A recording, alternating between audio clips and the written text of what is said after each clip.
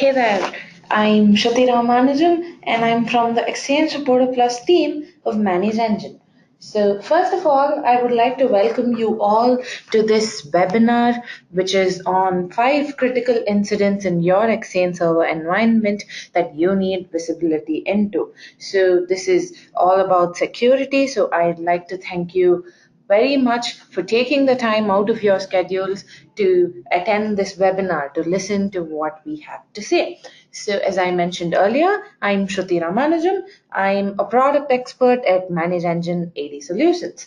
So Manage Engine is involved in providing IT management solutions to all kinds of organizations. And under AD Solutions, we provide a whole AD suite, a suite of products which help you in managing Active Directory, helps you in self-service and auditing your Active Directory environment. And of course, we have Exchange Reporter Plus, which helps you report on and audit and monitor your Exchange environment. And that includes both Exchange servers and Exchange Online. So more about that towards the end of this webinar. But so far, this is the topic. We are going to be discussing certain critical incidents that you need to know about when it comes to being the administrator of an Exchange server environment. So yeah, let's take a look at why exactly this topic is relevant. So this topic is going to be relevant for us, especially in today's scenario, because security threats have maximized over the years. Not only have they increased over the years, their impact has also maximized over the years. So if you must have obviously noticed the whole slew of security attacks that have been happening over the past few months. We had the ransomware attack, WannaCry, and then there was Petya, and then there was something called the Fireball adware, which was affecting people in India and China and so on. So a lot of security threats, a lot of weirdly named security threats are cropping up here and there. So it is highly necessary for us to have this topic. And this is specifically focused on Exchange. So if you use Exchange for business emails, this topic is all the more relevant for you. Why? Because the second point that you see on the screen, emails are an easy entry point. So any kind of cyber attack, it's going to use emails because it's such an easy entry point. So some unsuspecting user in your organization could receive an email and without knowing the malicious nature of the email, they could open it and they could open the attachments that come with the email, and that's how the malware enters into your systems. So emails are very easy for cyber attacks to take place. So that's why this topic is very relevant, because security is important even in the Exchange environment. And you need to know all the options that you have available, all the best practices that you can use in order to secure your Exchange environment. So that's the need for today's webinar. And for the next half an hour to 45 minutes, we will be discussing the top 5 things about your Exchange environment that you need visibility into. So this will be the agenda for today, and this is what we will be discussing over the next half an hour to 45 minutes. As you can see, there are topics related to permission changes. So permission changes is actually one important facet when it comes to securing your Exchange environment, because you don't want someone who is not very faithful to the organization to have access rights over important information. So that's why the first topic of this agenda is important. You need to know, you need to have insight into the permissions over mailboxes in your organization. And then the second topic we will be discussing is patching, more importantly, security patching. And should you do it? Should you not do it? What are the best practices when it comes to patching? So all of that we will be discussing in the second topic for today. And then we will move on to OWA usage. OWA, while it does have ease of access, it also has certain accompanying weaknesses or certain possible threats that could take place because of your users using Outlook web access. So that's something we will be discussing today. And then we will be looking at how you need to monitor email communications, because you need to know if any of your users are communicating with any of your competitors. So that's something that needs to be discussed, and we will be discussing it through the fourth topic in this agenda.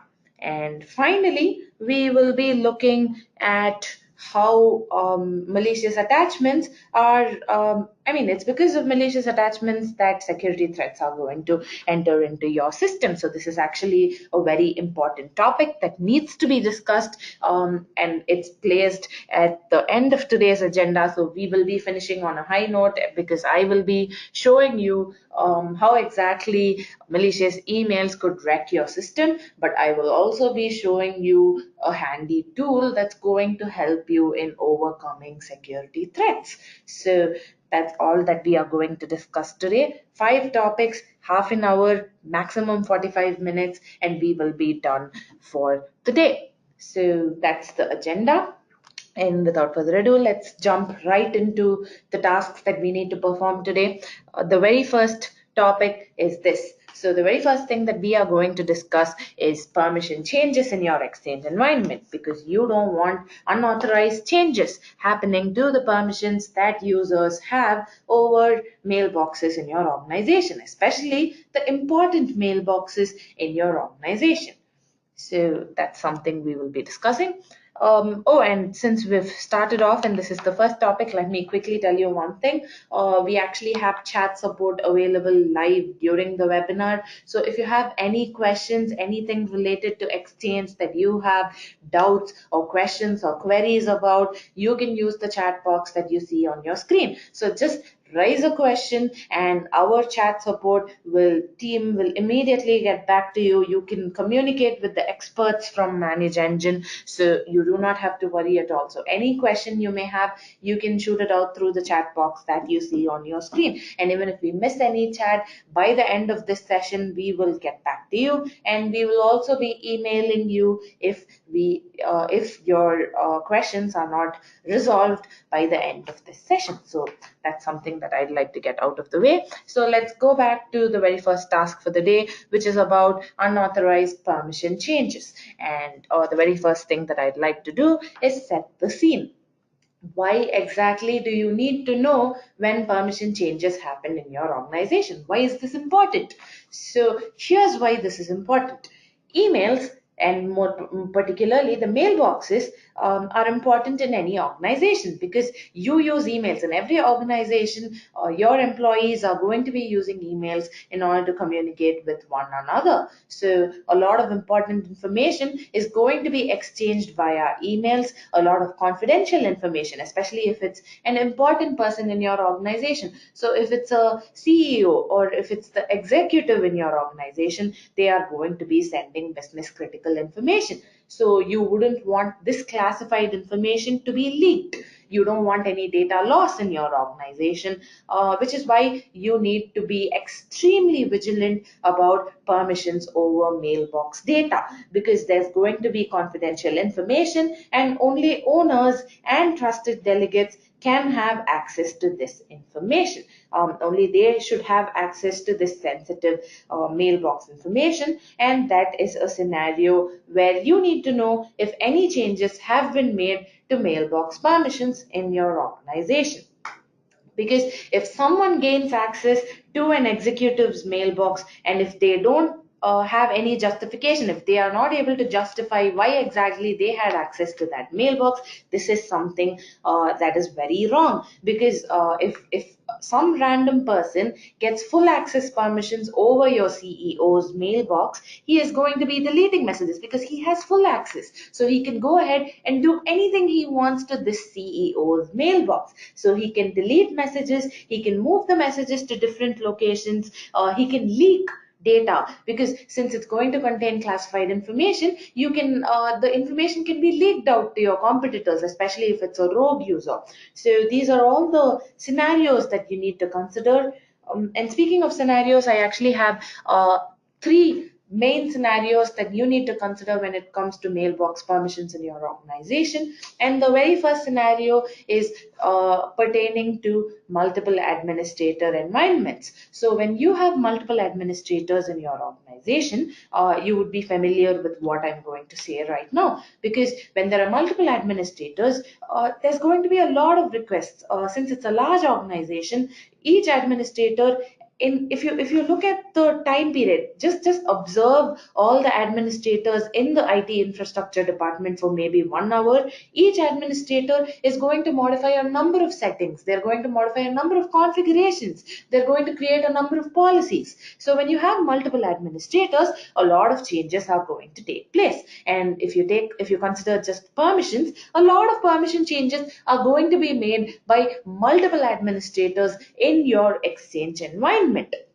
And suddenly the complaints start pouring in one day, because random people have access. They have access rights over important mailboxes in your organization, and you have to send a lot of emails. Your email threads become huge before you find out exactly which administrator made this permission change. You need to figure out if this permission change was legitimate. So there's just a lot of confusion that takes place when you have multiple administrators and a permission change has taken place. So that's scenario number one.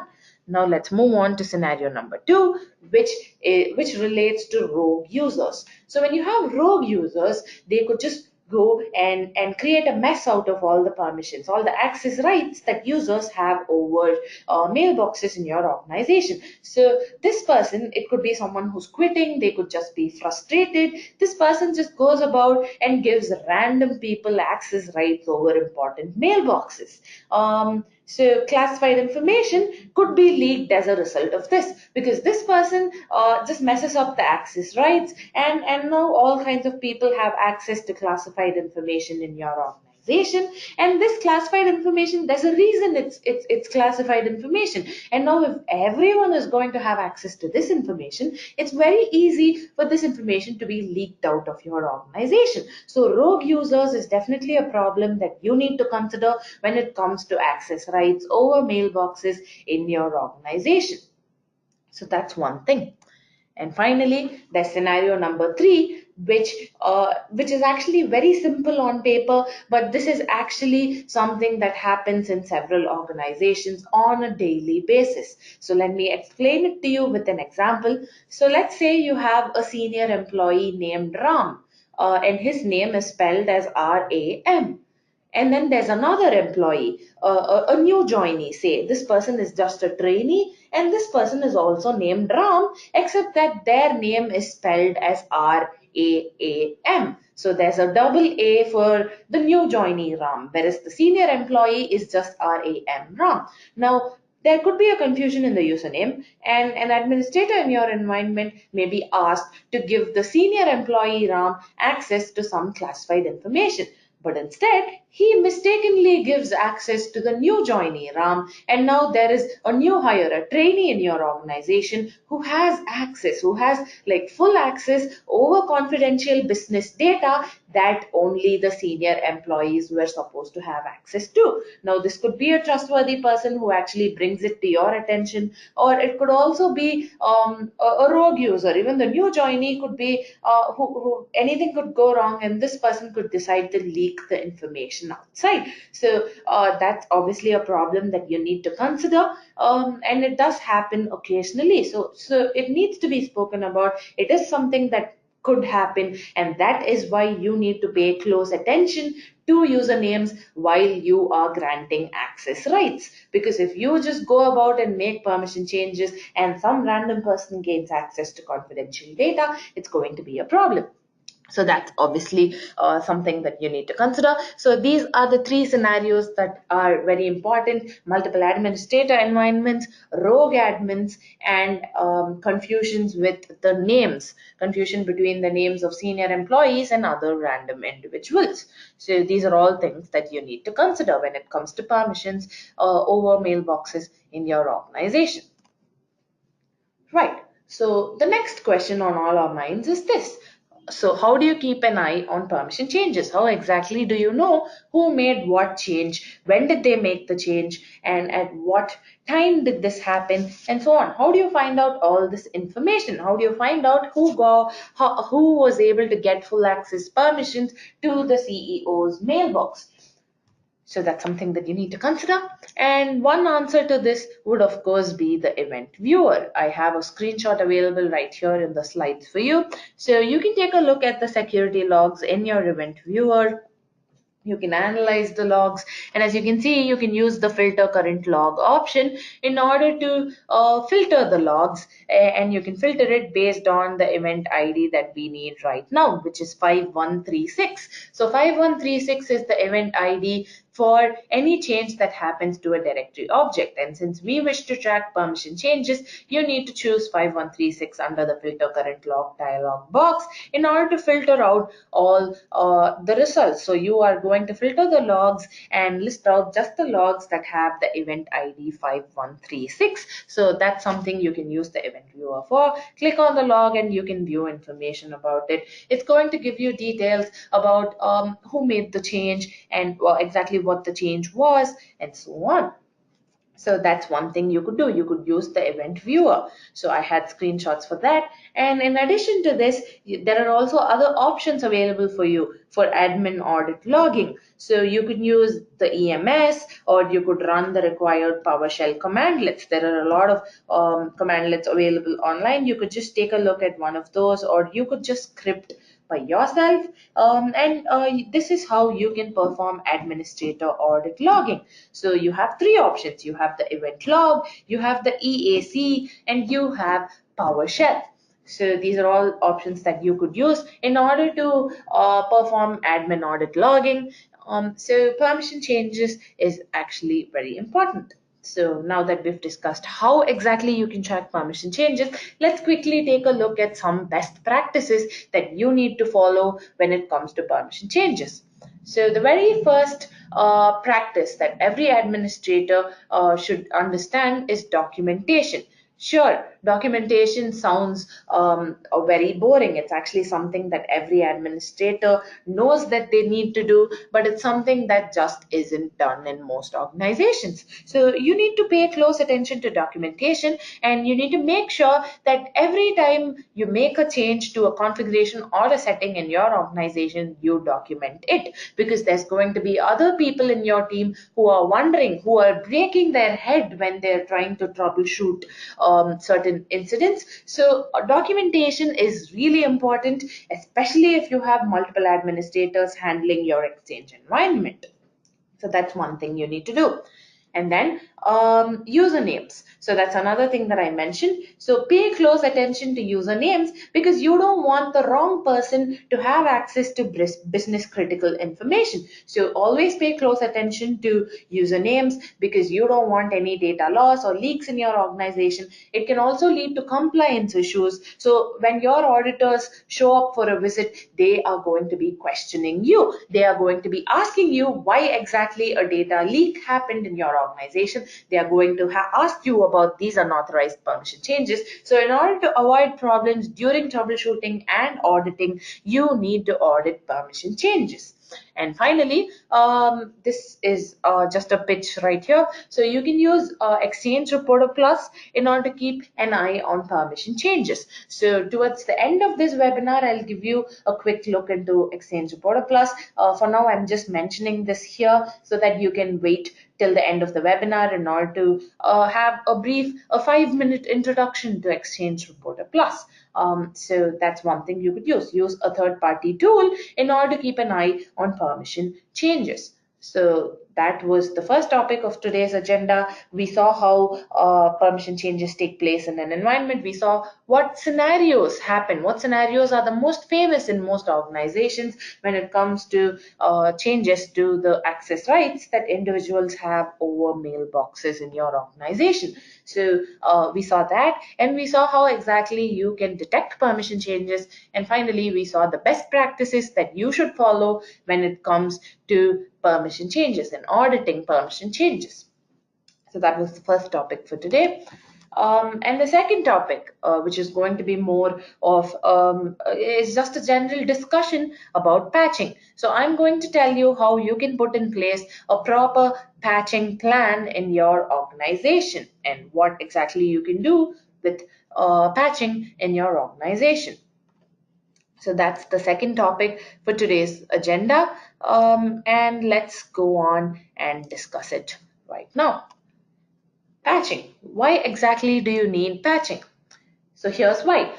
So especially if it's a security patch, once it's announced, as in if you don't apply security patches immediately to your Exchange environment, it is going to expose your infrastructure to attackers, because as soon as it is announced that there was a vulnerability and that is why this particular patch was released, attackers are going to get ready, because they are going to know that there is one particular vulnerability that they could make use of. So if you haven't applied the security patch, it is going to welcome all attackers into your Exchange environment.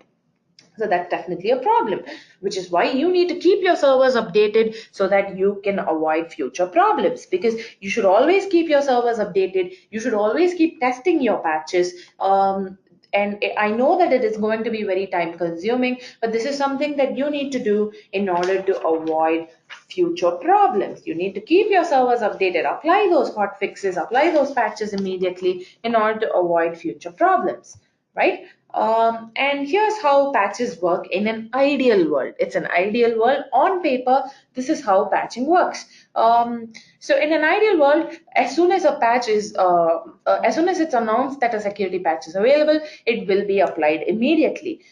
Because as I mentioned earlier, if it becomes known that there is a certain vulnerability in your Exchange systems, hackers are definitely going to try and get into your Exchange environment. So in an ideal world, as soon as an update is announced, it is going to be applied. As soon as an update is announced, it's going to be deployed, because it just leaves very little time for attackers to exploit your Exchange environment.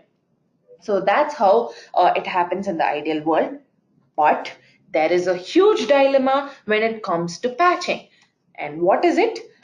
It's this particular question. This is a question that many administrators have asked. The patch itself can cause vulnerabilities, right? So because this has happened before. There have been high-profile incidents where patches themselves caused vulnerabilities. I've mentioned some of them here. Patches have been known to affect the functionality of Windows, and they've resulted in the blue screen of death. So all of you must be familiar with patches themselves causing vulnerabilities. So that's how the dilemma works when it comes to patching. So do I apply the patch as soon as it's released, or do I not apply it because the patch itself could cause a problem? So these are the two questions that administrators seem to have. So you do not know whether you should apply the patch or whether you should not apply the patch. And here's my answer to this. You shouldn't just crawl under a rock and just ignore every single patch and every single update and every single hotfix just because you think the patch could cause a problem. Because there is one particular rule of thumb when it comes to applying patches, and it is this. The risk of applying the patch is definitely lesser than the risk of not applying them, because while the patch itself could create problems, it's definitely not of the same magnitude as not applying a security patch, because it is a security patch. It is for a vulnerability in your systems, so you need to apply the patch in order to avoid being attacked by attacked by unfaithful people, attacked by hackers, or you don't want your Exchange environment to be vulnerable. So apply security patches, because not applying them is going to cause more problems than applying the security patch. But I also have certain best practices for you to follow. You don't have to, as soon as a security patch is announced, there is something that you can do. This is how you can have a proper patching plan in place. So the very first thing you can do is you can test the patches. So that's something you can do. So there are this is especially true for large organizations, and these large organizations, they sometimes they have protocols, so they test the patches before they deploy the patches to their entire network, right? So they just use a test lab in order to see if the patches are working as they are supposed to work, right? So that's something you could do. But if you are from a small organization, this is going to be a problem, because if you don't have a large IT department, you probably are not going to have a test lab either. So that's going to be a problem. So how do you test out the patch before you deploy it to your entire network? So there's an answer for that too. You just need to wait and watch. So you just need to wait. You can delay patching by a week or so, or maybe even less than a week. But please note that there could be problems that happen during your waiting period. But this is something that several administrators do. This is something that people have reported in several forums when it comes to patching. So if you are a small business, you could obviously delay patching by a few days. And in those few days, over that waiting period, don't just ignore the patch, but keep reading about the patch. So take a look at all the websites that are available, because it's a fast-paced world today. If someone has a problem, they're going to bring it up in a community forum. They are going to report about it. They are going to blog about it. They're going to tweet about it. So keep your eyes glued to your screen. Keep your eyes glued to all kinds of information about these security patches.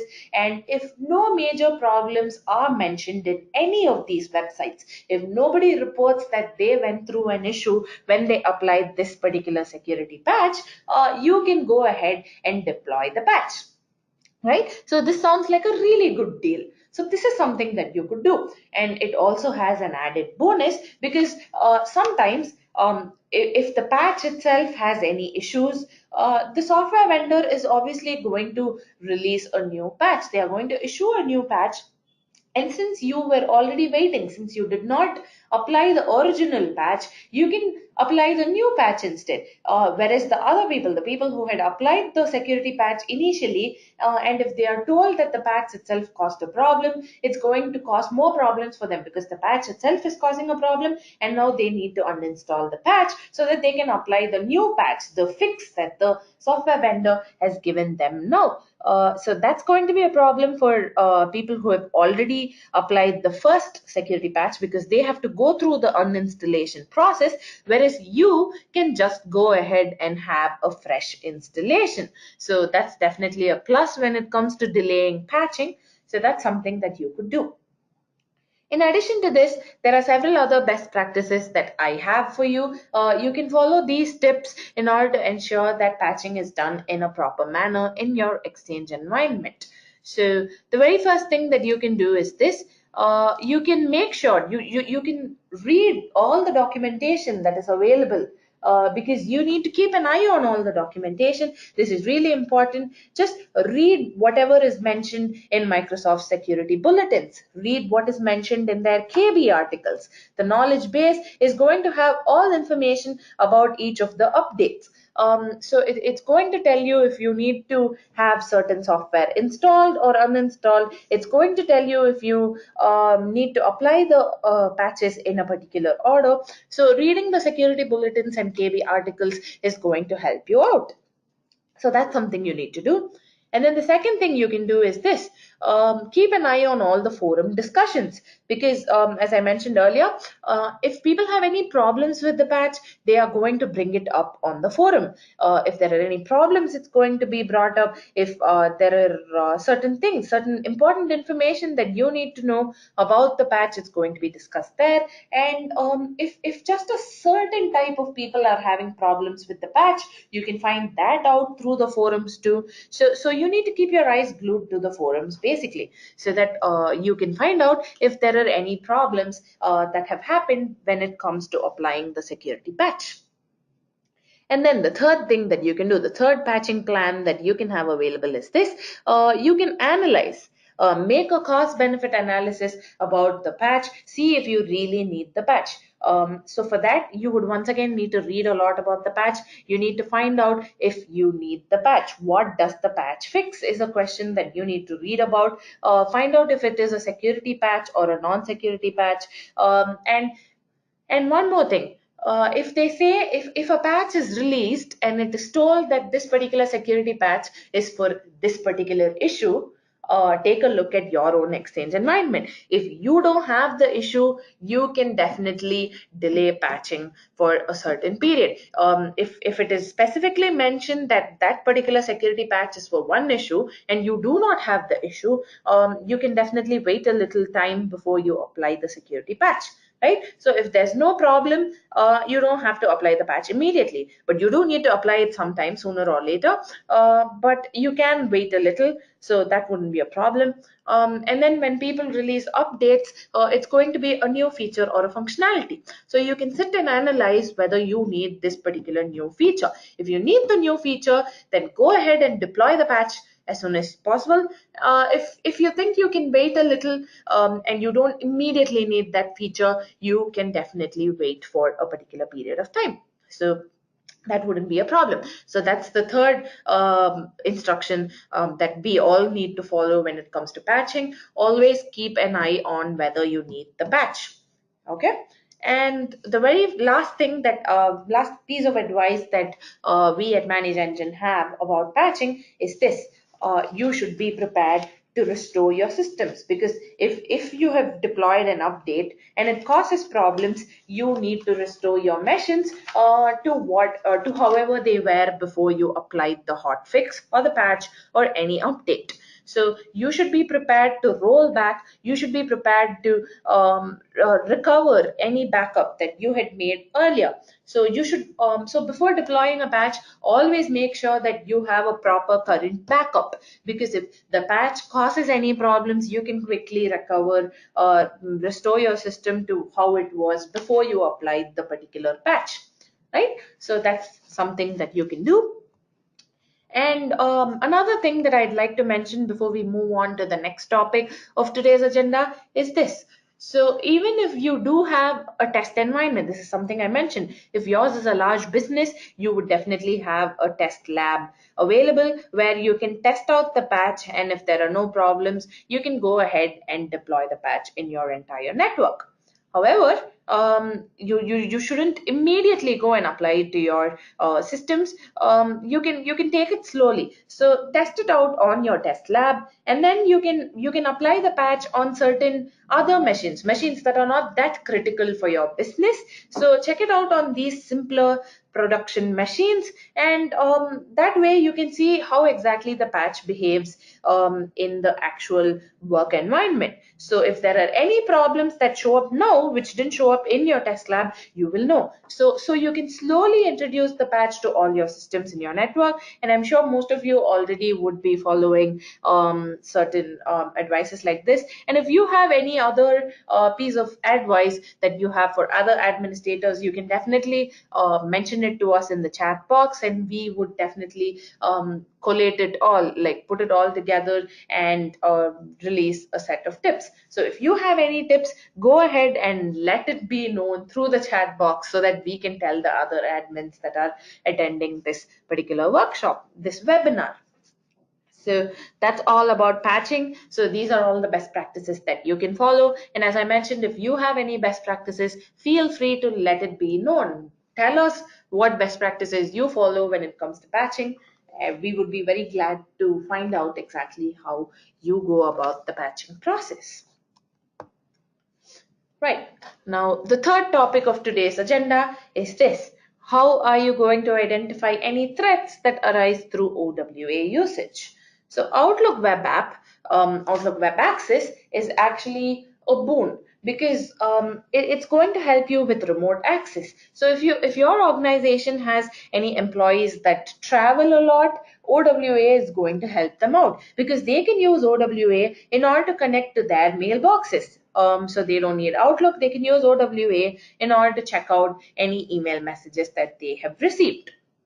And several organizations have, of course, deployed OWA as their primary email client. But here's the thing. There are certain security issues that could arise due to using OWA. And that's what we are going to discuss now for the next topic for the day. So OWA has certain weaknesses. These weaknesses can be exploited. And the very first thing about OWA, which can cause security issues, is its authentication method. So authentication is definitely going to be a problem when it comes to OWA. So let's see. In OWA, you have several different methods for authenticating to Exchange. So you have the basic username and password authentication, and then there's also forms-based authentication. So you should always choose forms-based authentication when it comes to OWA because it is more secure. And I'll just make it clear. I'll just explain what forms-based authentication is. I'm telling you that forms-based authentication is more secure because, as you may already know, the username and password are stored in a cookie. And this cookie is deleted when the user logs out, or it's deleted when a specific period of time has passed. So if all of this happens, the username and password which was stored in a cookie is deleted, which is a good thing. So forms-based authentication is secure. Is what you would be thinking. But here's the problem with forms-based authentication. Though it is a boon to the users in your organization, there's a small issue here. If your user does not log out, what's going to happen? Because your user needs to log out for the cookie to be deleted. Or let's say the user doesn't close the browser. So if the timeout value isn't reached, the session is still going to be active. So some other user can access this cached credentials, and they can access your mailbox content until the session times out. So that is a problem with forms-based authentication, for which there is a workaround. You can lower the timeout value. So this is something that several organizations follow.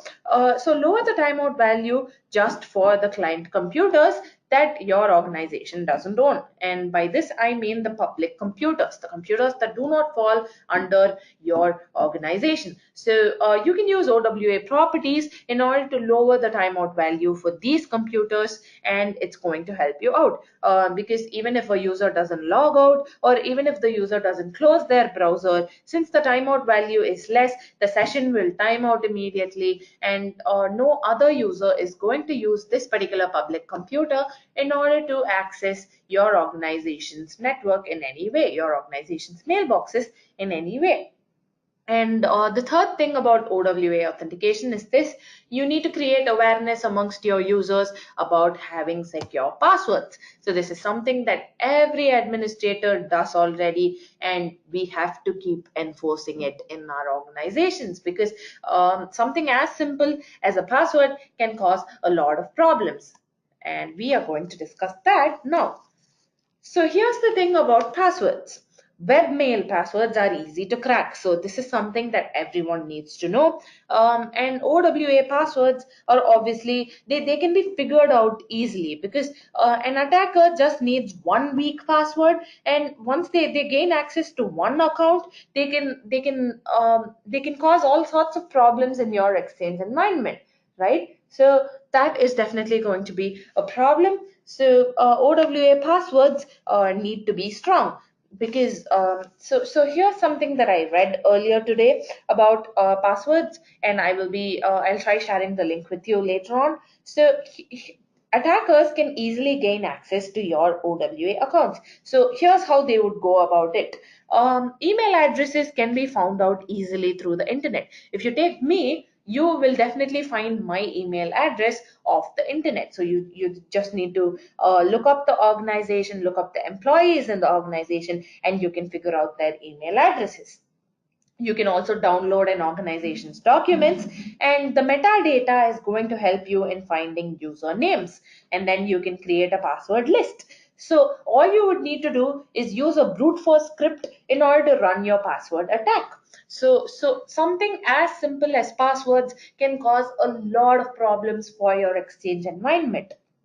So this is why your users need to have stronger passwords, and that's something that you need to educate your users about. You need to tell your users to choose stronger passwords, and it cannot be said enough. So they need to use stronger passwords in order to ensure that no problems take place. So that's one best practice that you need to follow. And then another thing that you could do is this. Obviously, you would have proper login controls available, and if you don't, attackers are going to be able to get into your systems easily. So passwords and login mechanisms are all weaknesses, and you need to test out all these weaknesses. So have a set of test accounts, perform penetration tests, check or do your own password cracking experiment on your test accounts to see how easy or how difficult it is to gain access to the accounts in your organization. So these are all, testing is something that you need to do definitely when it comes to OWA, so that the weaknesses in OWA aren't exploited. And speaking of weaknesses, there is a third weakness in OWA that needs to be fixed, and this is with respect to attachments. So you guys must have already heard about this. Attachments are one of the biggest security risks when it comes to Outlook web app, and users don't actually realize this because here's the thing about attachments in OWA. So when you open an attachment through OWA, you create a local copy in your temporary internet files. And why is that a problem? This copy can be viewed by anyone. So whoever has access to that particular client computer they will be able to view this local copy of that attachment. And imagine if that attachment were critical business information, if it were classified business information, you wouldn't want other people to have access to it. So when you open OWA attachments, local copies are going to be created, and especially if you are using a public computer, someone else can gain access to your confidential information.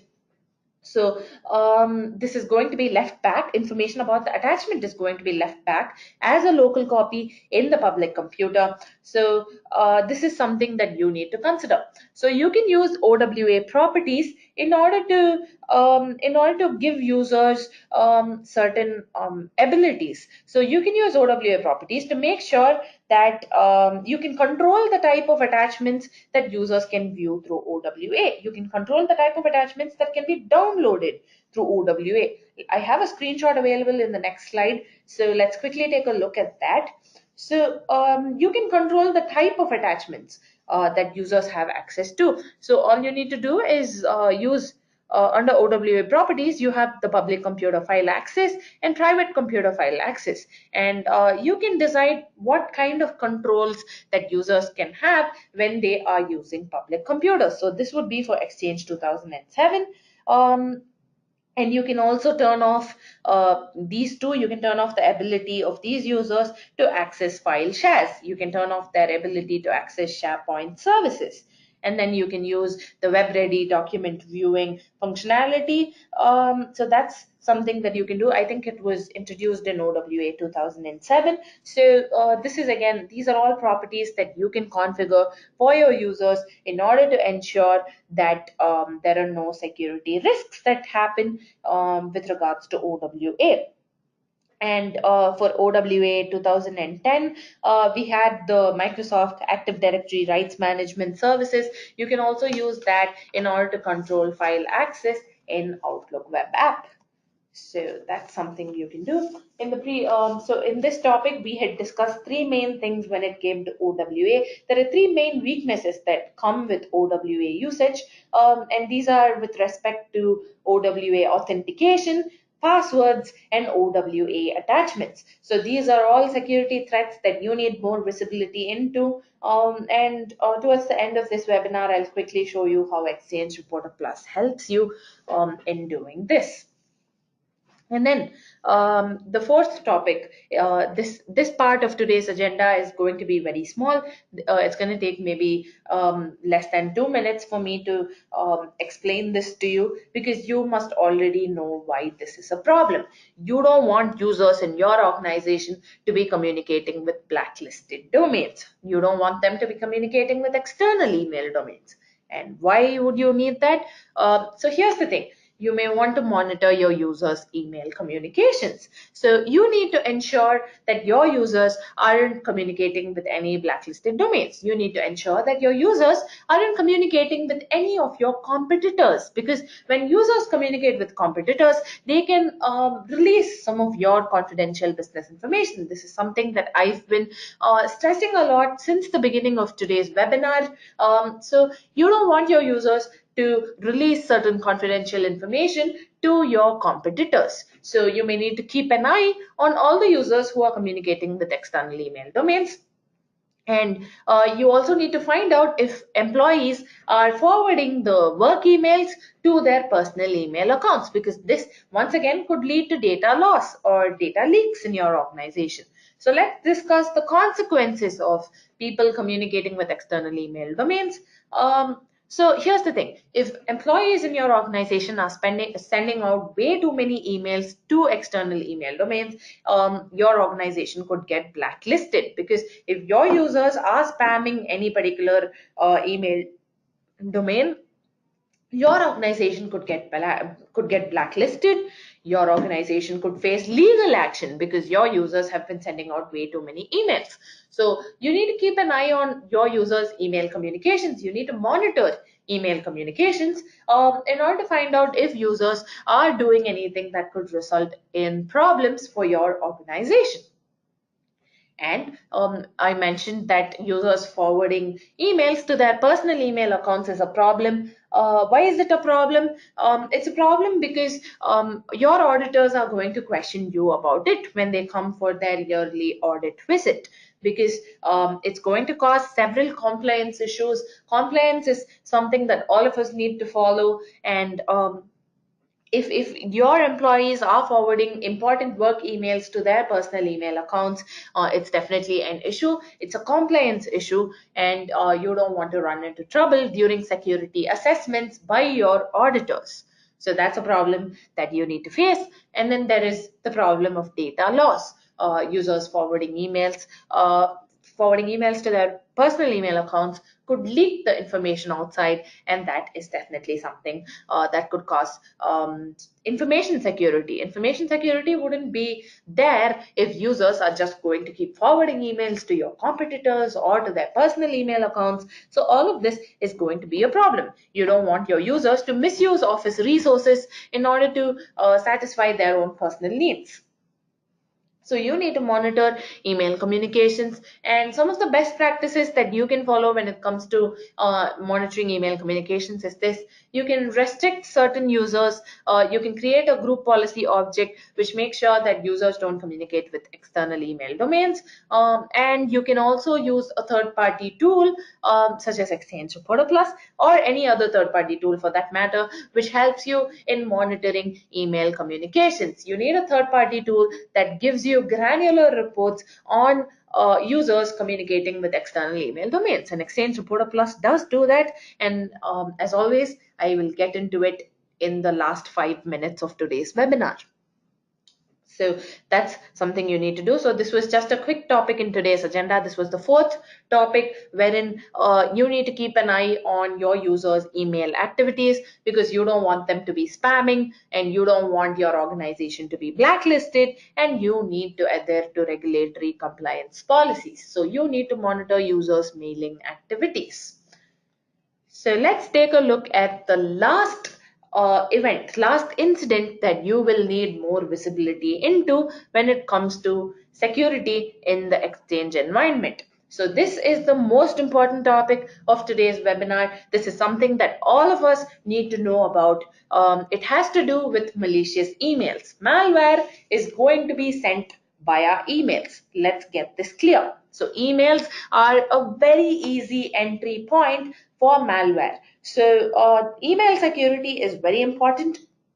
And as I mentioned in the beginning of this webinar, some employee in your organization could open a seemingly normal email, an email which just has normal information. They could open it, it could have a malicious attachment, and this employee, because they didn't know any better, could open this malicious attachment, and that is how the malware gains access into your Exchange environment. So that's something that you do not want. Not just your Exchange environment, the security of your network will be at risk. And all of this started with the simple act of getting an email, with the simple act of opening an email. So that's something that could happen. And I have examples. So most of you would be familiar with the WannaCry ransomware attack that happened a few months back. So even that was spread by means of an email. So with just an email containing a malicious attachment, it can create problems in your network, in your systems, in your organization. So I have another example for you. So I don't know how many of you have actually experienced this, but this was a problem that happened in June. So this was just 2 months back. So 2 to 3 months back, we had something called the Fireball adware, which created a problem for a number of companies, several million companies located in India and around China, several Asian countries. So the problem with the Fireball adware was this. It's a browser hijacker. So what this Fireball adware could do is it could take control of internet browsers. So once it gets into your system, it takes control of your browser, and it will spy on your web usage, and it will also steal personal files of the victims. So it was a cybersecurity firm named Checkpoint which first discovered that Fireball was linked to a Chinese company named Rafotech. So what Rafotech did was this. So this Chinese company was actually involved in digital marketing and games. However, they were using this Fireball virus for advertising fraud. So this Fireball adware, since it takes control of your browsers, it redirects all of your queries to either Google or Yahoo, and it also has tracking pixels, as I mentioned. So it uses tracking pixels in order to collect information about the victims, and this was basically a malicious kind of advertising fraud. So once this Fireball adware gets into your system, it installs browser plugins. So these browser plugins manipulate your web browser. It can replace your default search engine with other search engines. So it was not a legitimate idea at all. So Rafotech had a number of products, and Fireball came bundled with those products. So that was one way in which Fireball could get into people's systems, and there was another way. And guess what it was? It was emails. So this is how Fireball was able to get into certain systems of organizations in June 2017. So what happened was people would receive an email, a seemingly normal email containing a link to a PowerPoint file. And the link was usually named as this order.ppsx or invoice.ppsx. So there's something that you need to notice here. It says ppsx, it's not pptx. So it's not a PowerPoint file, but when you look at it, you're just like, oh, it's a PowerPoint file, let me click on it. But here's the thing. So you don't need to click on it, just a mouse over the link can download the adware into your system.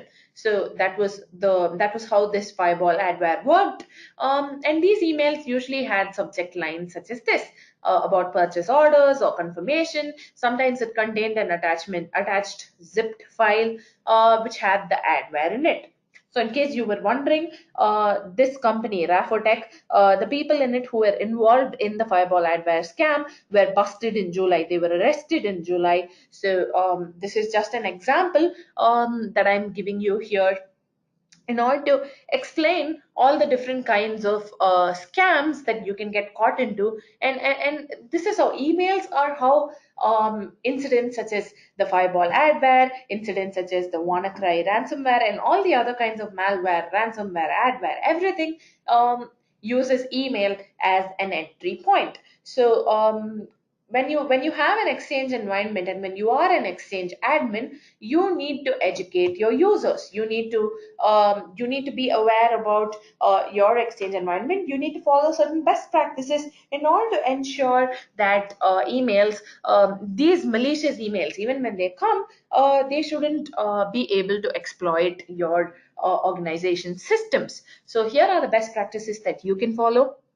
You should apply the security patches as soon as possible in order to avoid your system's vulnerabilities being exploited.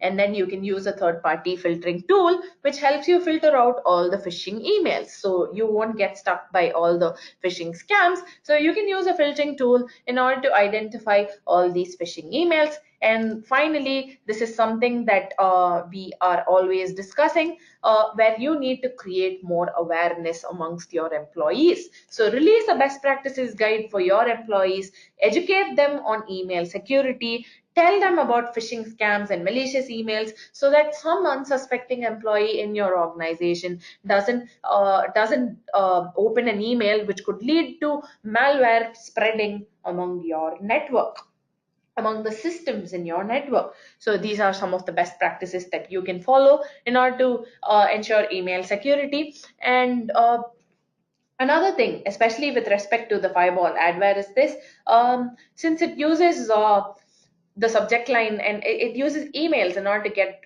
be downloaded into your system, Exchange Reporter Plus, which I've been talking about throughout this session, can actually help you out. So many of our customers used Exchange Reporter Plus in order to detect that malicious emails were being sent to their employees. So the time has come for me to introduce you to Exchange Reporter Plus, and I will give you a quick demo about Exchange Reporter Plus, so that you know how exactly it helps you out with email security. So far we've discussed 5 topics.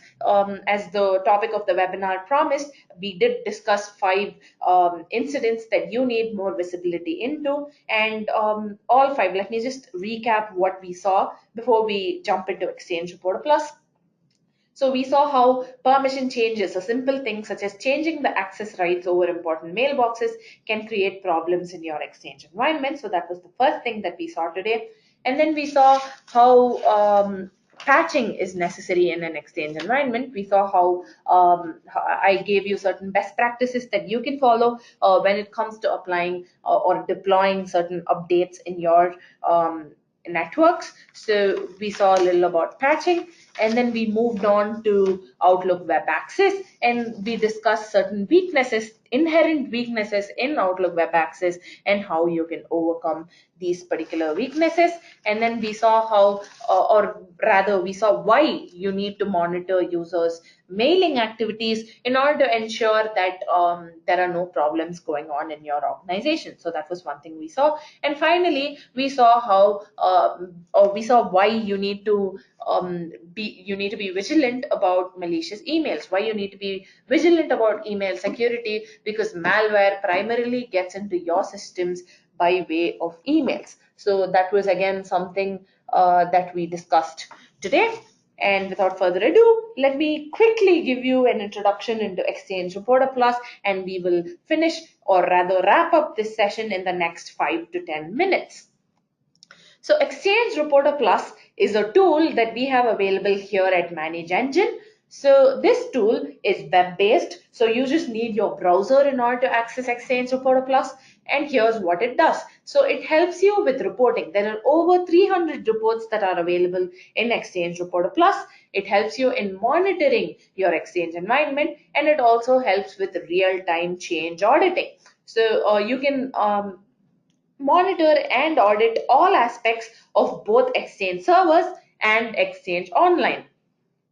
So funny story, we actually do have certain Exchange Online reports available right now, and by the end of this week, we will be having more than 100 Exchange Online reports releasing. So that's something that you can all look forward to. So if you have a hybrid Exchange environment, so if you have on-premises servers and if you also have a cloud environment, an Exchange Online environment, you can use Exchange Reporter Plus in order to have a complete look, in order to have complete visibility into your Exchange environment. So that's something to look forward to. And Exchange Reporter Plus also has a real-time alerting functionality. So this is something that needs to be mentioned in today's webinar, since it was all about security. So if you get instant notifications when any threat happens in your Exchange organization, it's going to help you out. So Exchange Reporter Plus helps you out with its real-time alerting functionality.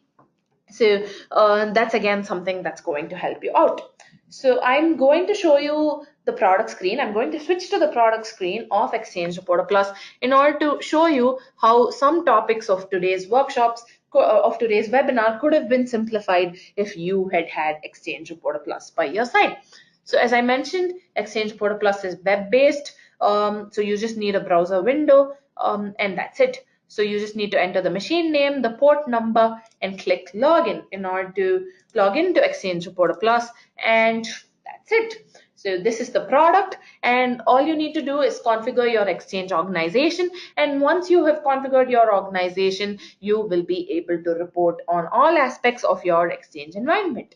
So it has a several graphs present in the dashboard, and you can take a look into the top mailboxes based on size. You have the organization traffic summarized here, where you can see the total number of mails that were sent and received, and the total size of mails that were sent and received in your organization. And yeah, so you just have a bunch of information here. And Exchange Reporter Plus has three main tabs. They are the reporting, auditing, and monitoring tab. So based on what kind of report it is, it will be present under the respective tab. So the very first topic that we discussed in today's agenda was about permission changes. So you are auditing permission changes. So such a report would be present under the auditing tab. Click on auditing, and there's a report available right here called overall mailbox permission changes. So when we started out this webinar, I gave you three options through which you could track permission changes. So you can use the event viewer, you can use the Exchange administration console, so you can use the EAC, or you can use PowerShell.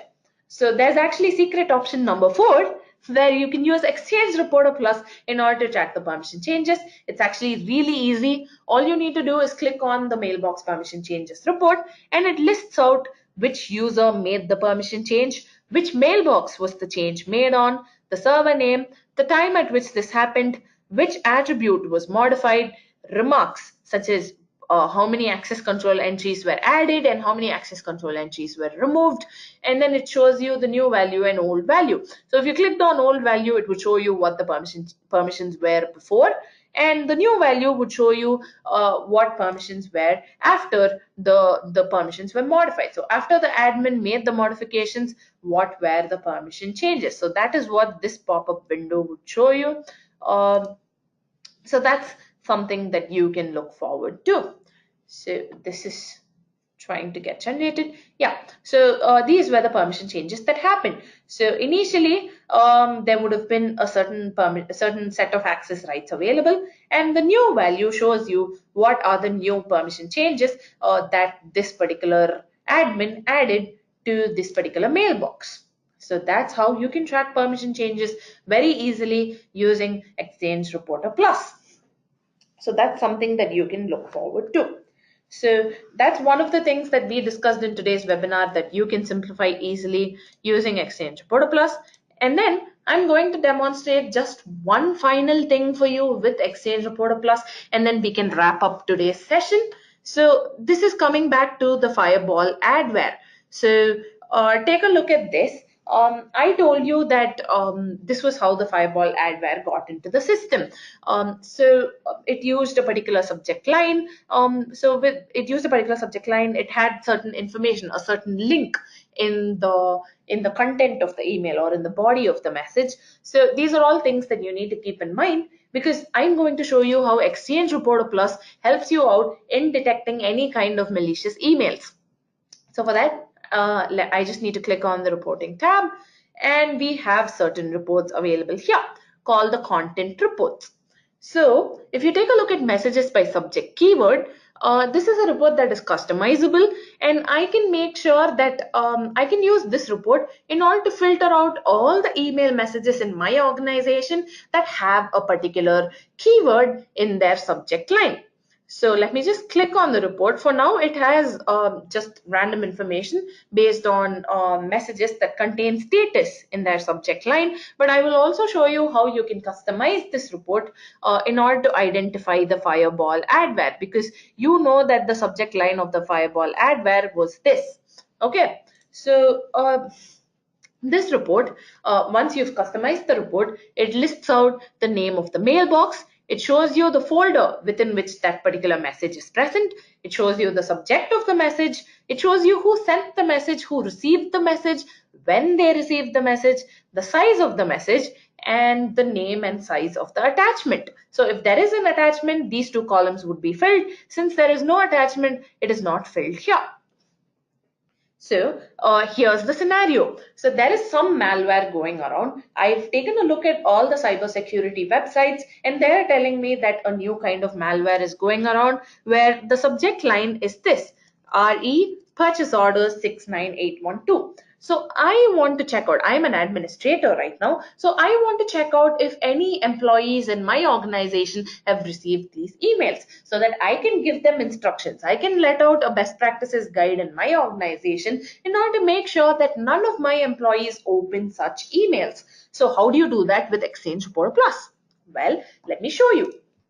So this is how you customize reports in Exchange Reporter Plus. Let me once again click on the reporting tab. You have something called the create new report option. So I'm going to be creating a new report in order to detect the fireball adware. And I need to enter in the report name. So let me just call it the fireball adware emails. So obviously you could think of something more creative than that as the name of the report, and then select the report type. Which report are you creating the new report for? And scroll down. We are looking for mail search because you are basically going to search through all your emails, and after searching through all the emails, we are going to isolate after searching through all the emails, we are going to isolate all the email messages that contain this particular subject line. All email messages that contain this subject line need to be isolated so that I can find out if any malicious emails have been received by my employees. So that's something. And select the mailboxes for which this report needs to be run. I'm doing this for everyone in my organization. So click select all, click OK. Gathering into it. When do you want the data to be gathered? I want it to be gathered immediately. So let it be at run immediately. You can also choose the folders, such as do you want to check just the inboxes of the people in your organization, or do you want to check all their folders? Do you want to check their sent messages or so on? So I'm just going to leave it at all folders, and I can next enter in the keyword. So we are isolating all the messages that contain this as the subject line. So let me quickly copy this, and I'm going to paste it here. So this is the filter. So any messages, so we have all these mailboxes that I've selected here. So if any of these mailboxes contain a message which contains this in their subject line, in any of the folders, this report is going to let me know. So you just need to set in the filter. And as you can see, there are two kinds of subject lines that Fireball has been known to be accompanied by. So there was this, and then there is this one. So let me copy that too. Click on the plus button in order to create another filter, and once again enter that under message subject, and all I have to do is click create, and the report is going to be created, fireball adware emails. So this is a custom report that I just created, but if I click on the report, it probably won't have data because I'm just using this setup for demonstration purposes right now, but I'm sure you get the picture. So the next time something as huge as WannaCry or Fireball or any other ransomware or malware attack takes place in organizations, if you have Exchange Reporter Plus by your side, you can quickly detect if the employees in your organization are receiving any emails about if they're receiving any malicious emails. So this is going to be very easy for you. And if there are anyone, if there's anyone who has received a malicious attachment, you can discover that using Exchange Reporter Plus 2 based on the name of the attachment, based on the file type of the attachment, or based on the size of the attachment. So Exchange Reporter Plus has a lot of functionalities such as this, but since this webinar was more about all the critical information that you need visibility into, I'm okay. Yeah. So since this webinar was about all the security threats, all the exchange related incidents that you need visibility into, I'm not going to go into much detail about Exchange Reporter Plus.